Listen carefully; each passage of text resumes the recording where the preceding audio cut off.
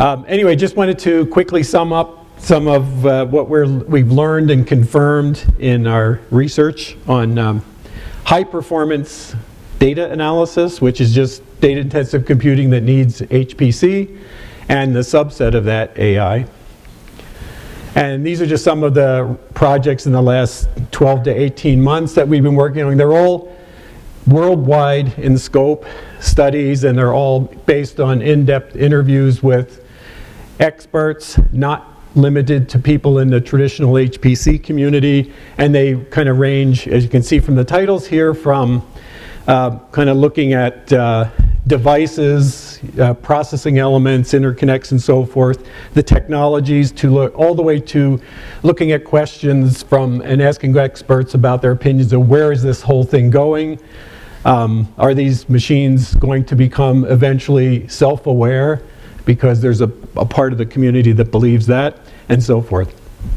So, you know, here's just a depiction at the very top of the hierarchy: high performance computing split out kind of loosely into compute intensive and data intensive.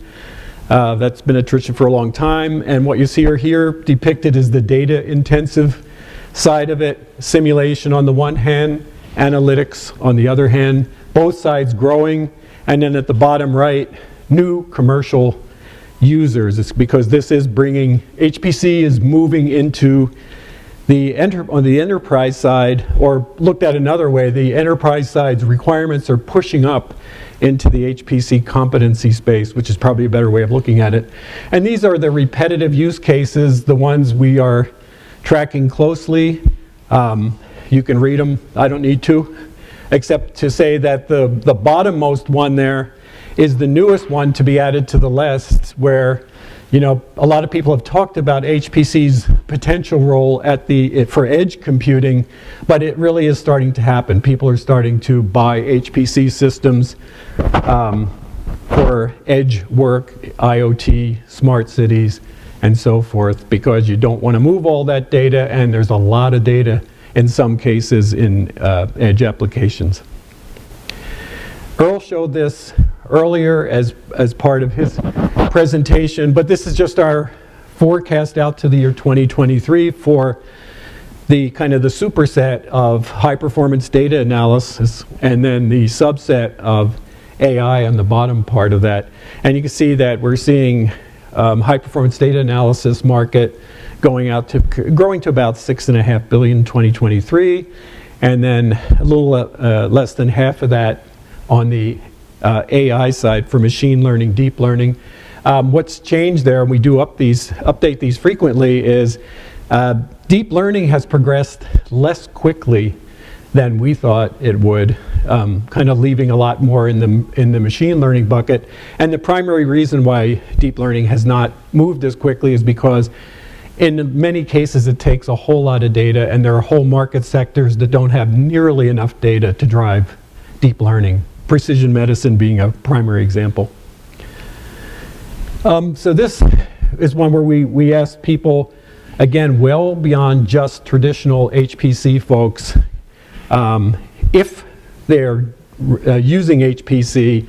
And what you see here is for all those who said they are using HPC, kind of the split out of where they are using HPC. Not surprisingly, up top, HPC data centers is the most frequently cited place where HPC is run, but right below that, and with a substantial minority, enterprise data centers. This is a whole lot different from, you know, the traditional use of HPC in industry for upstream R&D, for designing automobiles and pharmaceuticals and so forth. These are business operations. These are things like sales analysis, customer relationship management, even HR and so forth.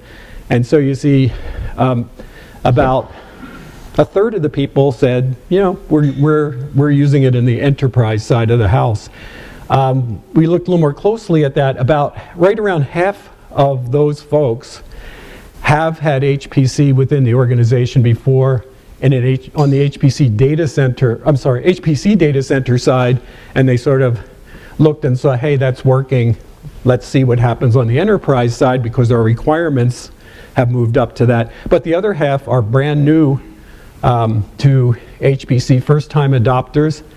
And one of the things interesting, at least to us here, is you see that a lot of the rest of this is cloud use, HPC in the cloud. But what that red circle thing shows is that not everyone who lacks on-premise HPC goes right to the cloud. There are people who build HPC data centers, and our study that we did for the National Science Foundation a couple of years ago said the same thing, that there were a significant number of data centers who were first-time adopters of HPC, and they might have used one of the national labs here or around the world to start with, and then a fair proportion of them went and bought an HPC system afterwards. So just to say, machine learning, we all know, is not brand new. It goes back at least to the 1950s. And people who've been around it a while, like Earl and I, kind of recall, we both used to be at Cray Research at that time, that in 1993, one of the finalists for this prestigious award was George Washington University. They were using a supercomputer routinely to read X-ray films to look for microcalcifications, early signs of breast cancer. One of the other things that gets confirmed is that it's not HPC on-premise versus cloud. They really are complementary in most cases. And a lot of the primary AI use cases, like what you see here, automated driving and precision medicine, really don't work except with coupled environments, where you have to have, say in automated driving, you need local computation that's pretty serious in the car and right in the immediate locality, but you also need citywide kind of control, which is cloud-based. And the opposite is kind of the case in precision medicine, where they're already cloud-based, private cloud-based, but they're adding HPC. So this is the picture that the people who know sometimes a lot more about this than we do, experts that we interview, tell us this is kind of the picture that emerges. First of all, that a whole lot of attention has been given to training, which is appropriate, but not as much attention has been given to inferencing. That's starting to change.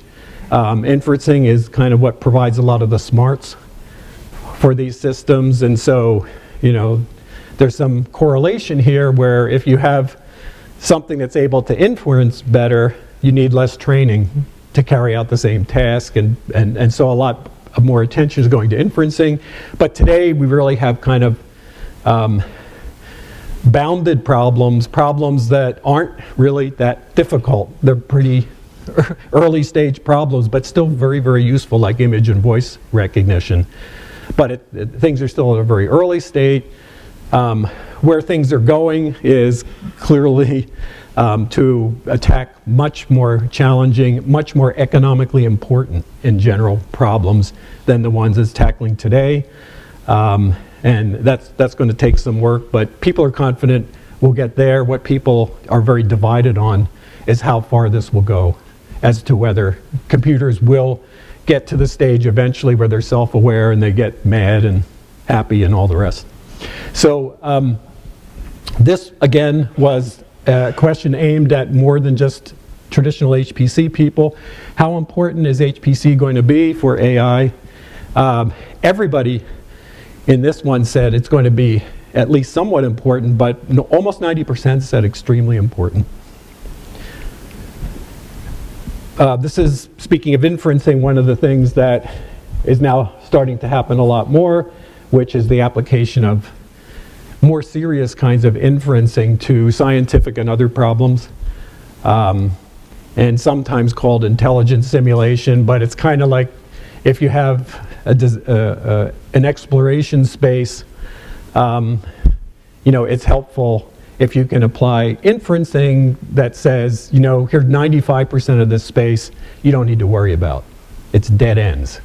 Only worry about this part of the space. So it's that kind of thing that's really, we're seeing starting to happen a lot. people are very focused on analytics, and it was really nice in this conference yesterday that people also talked a whole lot about the relationship between simulation and analytics, because simulation is not going to get less important. It's going to also get very much more important. Here's a study just in automated driving that the RAND Corporation did. You can kind of read it. They said almost 9 billion miles of physical testing would be needed to get adequate consumer trust in fully automated vehicles. And that would take a long time. Hundreds of years can be cut down to 5 to 10 years through the application of HPC simulation. This has been going on climate knowledge discovery for about a decade now. Workshops have been held. It really hasn't taken root broadly in the community yet, but there's a fair amount of activity there. And here's a case where analytics is able to help simulation. The issue with this is that, or rather the premise is that the analytics findings are going to be in a different form and not so easy to integrate with the simulation findings, and so they're kind of orthogonal, and so a lot of the activity is about how the heck do we integrate this stuff. And that kind of leads to this, where we asked a whole lot of sites that did a major study about, what are you planning to do in the next couple of years with HPC systems, and where do you really want to go longer term?